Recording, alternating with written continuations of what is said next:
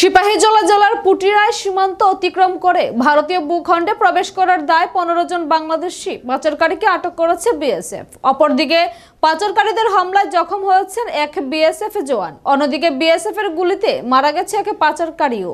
3 দিন আগের এই ঘটনার পরিপ্রেক্ষিতে ইতিমধ্যেই ওই পাচারকারীর মৃতদেহ বাংলাদেশে ফেরত দেওয়া হয়েছে। কিন্তু এখন বাংলাদেশের তরফ থেকে এই পাচারকারীর মৃত্যু নিয়ে শুরু হয়েছে ভারতকে দোষারোপের পালা। বাংলাদেশের নিরীহ নাগরিককে খুন করেছে জওয়ানরা, এমনটা অভিযোগ বাংলাদেশের। তবে বাংলাদেশের এই অভিযোগের যোগ্য জবাব দিয়েছে বিএসএফ এর সদর দপ্তরও। বিএসএফ এর তরফ থেকে পরিষ্কার জানিয়ে দেওয়া হয়েছে, আগামী দিনেও এই ধরনের ঘটনা ঘটলে এই ঘটনার পুনরাবৃত্তি ঘটবে।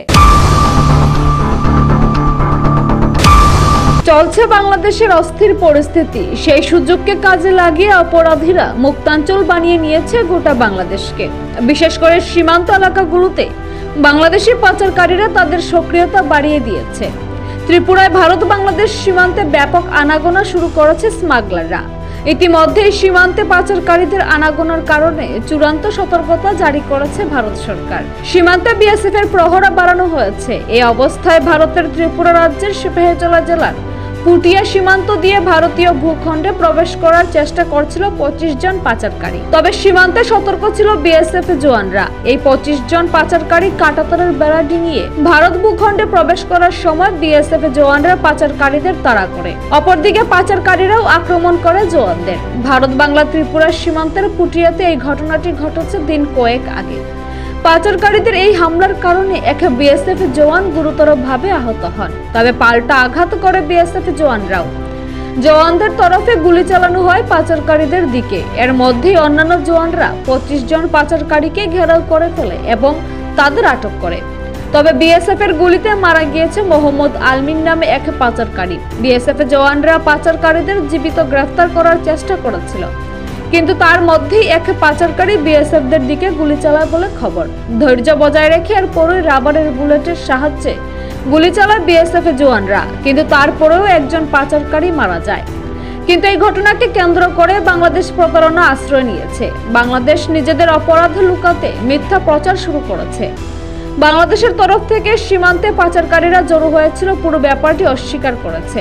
বরং তাদের দাবি নিরীহ লোকের উপর গুলি চালিয়েছে বিএসএফ জওয়ানরা, তাতে একজন নিরীহ যুবক খুন হয়েছে। এই ঘটনা নিয়ে ভারতকে হুমকি দিতে শুরু করেছে বাংলাদেশ।